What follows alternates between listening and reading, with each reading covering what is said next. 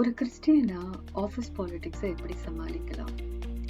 24 ஹவர்ஸில் 8 ஹவர்ஸ் நம்ம ஆஃபீஸில் டைம் ஸ்பெண்ட் பண்ணுறோம். அங்கே நம்ம அல்லாதவர்கள், நம்ம உறவினர்கள் அல்லாதவர்களை சமாளிக்கிறோம். சில பேர் ரொம்ப நல்லவர்களாக இருப்பாங்க, கிறிஸ்டியன்ஸ் ஆர் நான் கிறிஸ்டியன்ஸ். ஆனால் பெரும்பாலானோர் ரொம்ப செல்ஃபிஷாக இருப்பாங்க.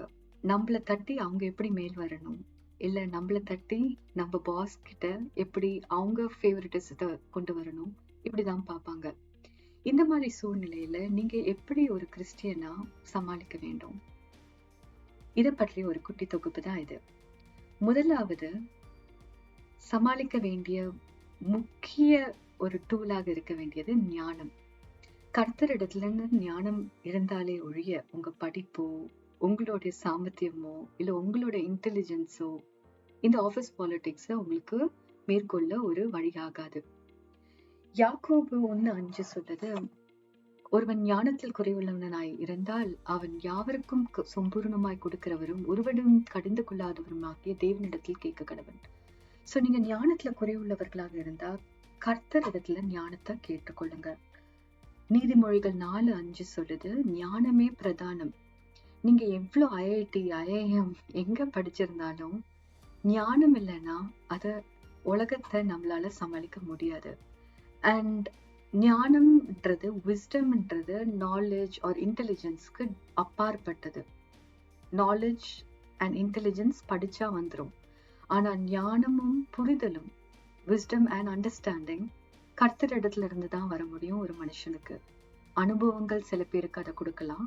ஆனா பெரும்பாலும் கர்த்தரின் கிருபை எல்லாம் ஒழிய ஞானமும் புரிதலும் ஒரு மெச்சூரிட்டியும் வராது. அண்ட் இந்த ஆஃபீஸ் பாலிடிக்ஸை மேனேஜ் பண்றதுக்கு பிரதானமா இருப்பது ஞானம்.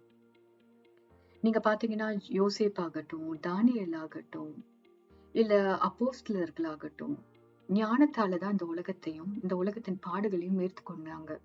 நம்ம ஆஃபீஸ் பாலிடிக்ஸை ஹேண்டில் பண்ணும் போதும் ஞானம் பிரதானம். ரெண்டாவது, யாக்கோபு 1:19, நீங்க கேட்கறதுக்கு தீவிரமாகவும் பேசுவதற்கு மந்தமாகவும் இருங்கன்னு சொல்லுது. மந்தமா இருக்கணுமா? பேசுறதுக்கு மந்தமா இருக்கணுமா? நம்ம என்ன பண்றோம் ஆஃபீஸ் பாலிடிக்ஸ்ல? நம்ம பிரதானமாக பேசுறோம். நம்மளோட ஐடியாஸ், நம்மளோட தாட்ஸ், நம்மளோட ஸ்ட்ராட்டஜிஸ் இதெல்லாம் ஆஃபீஸ் பாஸ்க்கு மட்டும் இல்லாம நம்ம கொலீக்ஸ் முன்னாடி ஓவரா பேசி நம்மளே ஒரு ஸ்னப் ஆகப்படுறோம், ரைட்? இது என் ஏர்லி கரியர் டேஸ்ல நிறைய அந்த தப்புகளை நான் பண்ணியிருக்கேன். ஒரு சிறு வயதுல அந்த துடிப்புல நிறைய பேசி, பாஸோட அதிகமாக பேசி, அந்த லைம் லைட் எப்படியாவது நம்மளுக்கு வரணும்னு நினைச்சு இழந்த காரியங்கள் தான் அநேகம். ஸோ நீங்க ஒரு கிறிஸ்தவனாக ஆஃபீஸ்ல நீங்க ஜெயிக்கணும்னு நினைச்சீங்கன்னா பேசுறத கம்மி பண்ணிடுங்க. கேட்கறதுக்கு தீவிரமாயிருங்க. உங்க காலீக்ஸ் பேசுறதோ, இல்ல உங்க பாஸ் பேசுறதோ, இல்ல உங்க ஆர்கனைசேஷன்ல லீடர்ஷிப் பேசுறதோ, அதற்கு நீங்க கேட்கறதுக்கு தீவிரமாக இருங்க. உங்களுக்குன்னு கர்த்தர் ஒரு பேசுற ஒரு டைமை கொடுப்பாரு. எப்படி நீங்க தானியேல் நெபுகாத்நேச்சருக்கு முன்னாடி போறதுக்கு ஒரு டைம் வந்தது, அதே போல யோசேப்பு கிங் முன்னாடி அந்த பேசுறதுக்கு ஒரு டைம் வந்தது. அதே போல கர்த்தரும் உங்களுக்கு ஒரு டைமிங் கொடுப்பாரு. அந்த டைம் உங்க பாஸோ, அந்த டிசிஷன் மேக்கர் யாரோ, அவங்க கிட்ட மட்டும் பேசுங்க. உங்க கொலீக்ஸோ, உங்க பியர்ஸோ, இல்ல உங்களுக்கு கீழே இருக்கிறவங்களோடயோ வீண் பேச்சு நிறைய பேசாதீங்க. பேசவே கூடாதுன்னு சொல்லல, ஸ்டிஃபாக பேச வச்சுட்டு அமைதியா இருக்கணும்னு சொல்லல, ஆனா வீண் பேச்சு வேண்டாம். மூணாவது, நீதிமான் தன்னுடைய வழிகளில் உறுதியாய் இருப்பான். சங்கீதம் 37:23. நீங்க நிறைய டைம் ஆஃபீஸ் பாலிடிக்ஸ் மேனேஜ் பண்ணும் போது நீங்க ஒரு காரியம் பார்த்திருக்கிறீங்கன்னா, அவங்க ஸ்ட்ராட்டஜிக்கா மூவ் பண்ணுவாங்க, ஷார்ட் கட் எடுப்பாங்க, இல்ல மற்றவங்களை பத்தி ஒரு நெகட்டிவிட்டி பப்ள உண்டாக்குவாங்க, காசிப் பண்ணுவாங்க. அப்புறம் பாஸ் முன்னாடி யார் உண்மையா வேலை செய்யறாங்களோ அவங்கள மட்டம் தட்டியே அவங்கள நான் அக்னாலஜிங்கா பேசிக்கொண்டே இருப்பாங்க. இது எல்லாமே நான் வாங்க. அண்ட் இதை பண்றனால அவங்களுக்கு மேன்மேலும் ஒரு மேன்மை வரதையும் நீங்க காண்பிப்பீங்க. ஆனா கர்த்தருடைய பிள்ளைகளாகிய நாம நீதியில உறுதியாக இருக்க வேண்டும். நம்ம காசிப் பண்ணக்கூடாது, நம்ம பேட்மவுத் பண்ணக்கூடாது. அஃப்கோர்ஸ் சம்டைம்ஸ் புலம்ப நம்மளுக்கு வரும். அப்படியே புலம்ப உங்களுக்கு தோணுச்சுன்னா கர்த்தருடைய பிரசனத்துல எடுத்து புலம்புங்க. ஆபீஸ் செட்டிங்ல உங்க நீதியில ரொம்ப உறுதியா இருங்க, தீவிரமா இருங்க, கான்பிடென்டா இருங்க. ரைச்சியஸ்ல கான்பிடென்டா இருங்க. ஒருத்தங்க நம்மள பப்ளிக்கா ஸ்னப் பண்ணாங்க அப்படின்னா நீங்க திருப்பி அவங்கள ஸ்னப் பண்ணாதீங்க. உங்க ரைச்சியஸ்னஸ் காத்துக்கொள்ளுங்க. கான்பிடென்டா டிஃபெண்ட் பண்ண பாருங்க. Defend not by words but by action.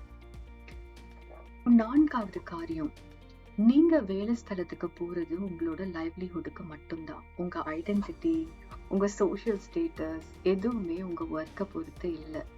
இதை நான் ரொம்ப லேட்டா புரிஞ்சுக்கொண்டேன். ஆரம்ப காலத்துல 35 இயர்ஸ் வரைக்கும் நான் வேலை பண்றதுதான் என் லைஃபோட பிகெஸ்ட் ஐடென்டிட்டின்னு நினைச்சு கொண்டிருந்தேன். But it is not so. You working for your livelihood. நீங்க உங்களுக்குன்னு ஒரு பேஷன் வச்சிருந்தீங்கன்னா நீங்க ஐதர் ஒரு பிசினஸ் பண்ணுவீங்க, இல்ல நீங்களே ஒரு டாப் லீடர்ஷிப் பொசிஷன்ல ஒரு டிசிஷன் மேக்கராக இருப்பீங்க. But as long as you are in an executive role or an operational role, நீங்க வேற ஒருத்தருக்கு மட்டுமே வேலை செய்றீங்க. அந்த வேலைய கர்த்தருக்கணும், உங்களோட பாஸுக்கணும் நேர்மையாகவும் உண்மையாகவும் உத்தமமாக செய்யுங்கள்.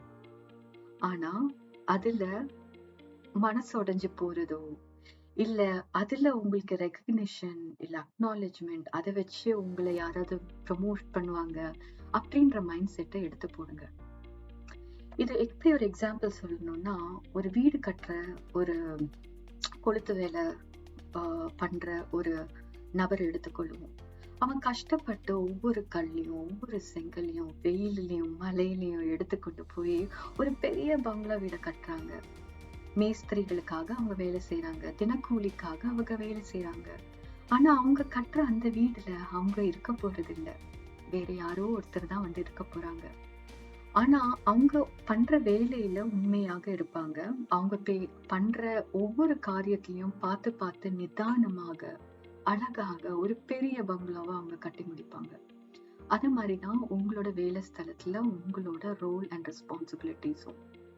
ஒரு ஆர்கனைசேஷனல் ஆப்ஜெக்டிவ்னு ஒன்று இருக்கு. உங்க பாஸோட ஒரு ஸ்ட்ராட்டஜிக் கோல் வித்தின் தட் ஆப்ஜெக்டிவ்னு ஒன்று இருக்கு. ஆனா நீங்க உங்க பாஸுக்கு கீழே வேலை பார்க்குற வரைக்கும் நீங்க இந்த பாஸோட ஸ்ட்ராட்டஜிக் ஆப்ஜெக்டிவ் கோலுக்கும் ஆர்கனைசேஷனோடைய ஓவரால் கோலுக்கும் மட்டுமே நீங்க வேலை செய்றீங்க. உங்களோட ஐடென்டிட்டி அதுல இல்லை. பட் அந்த செய்யற வேலையில உண்மையும் உத்தமமாக கடவுளுக்கு வேலை செய்யற மாதிரி உங்க பாஸுக்கு நீங்க வேலை செஞ்சு கொடுங்க. மேலதிகாரிகளுக்கு நீங்க வேலை பண்ணும்போது உங்களோட ஒவ்வொரு வேலையும் நீங்க டாக்குமெண்ட் பண்ணுங்க. அப்படிதான் உங்களுக்கும் தெரியும், உங்க பாஸுக்கும் தெரியும் நீங்க அலுவலகத்துல என்னெல்லாம் வேலை பண்ணிருக்கீங்கன்னு. ஸோ இதை நீங்க நீதியாகவும் the right way, no shortcuts, just the right way, அது அந்த அந்த பாதையில நீங்க போகும்போது கர்த்தர் நீதிமானை ஆசீர்வதிப்பார். ஃபைனலாக தோல்வியிலையும் வெற்றியிலையும் உங்களோட மனசை வைக்காதீங்க. ஆஃபீஸ்ல சம்டைம்ஸ் அவார்ட் கொடுப்பாங்க அண்ட் அதே அவார்ட் கொடுத்த பர்சனை 1 monthல லே ஆஃபும் பண்ணுவாங்க. ஸோ உலகத்தின் காரியம் வந்து கமர்ஷியல் வேல்யூஸை பேஸ் பண்ணி தான் இருக்கு. ஒரு கம்பெனியோட ப்ராஃபிட் பொறுத்து, ஒரு கம்பெனியோட லாஸ் பொறுத்து தான் உங்களோட வேலை ஸ்தலத்துல உங்களோட ரெலவென்ஸே, இல்ல வேலை ஸ்தலத்துல உங்களோட டைம் ஃப்ரேமே. ஸோ தோல்வி வந்தாலும் ஓகே, வெற்றி வந்தாலும் ஓகே, ஆஃபீஸ் பாலிடிக்ஸ் வந்தாலும் ஓகே, புலிஸ் வந்தாலும் ஓகே. நீங்க எவ்வளவு நாள் அங்க இருக்கிறீங்களோ அவ்வளவு நாள் உண்மையும் உத்தமமாக இருங்க. ஆனா ஓவரால் கர்த்தர் மேல மட்டும் மனசு வைங்க, கர்த்தர் மேல மட்டும் விசுவாசத்தை வைங்க.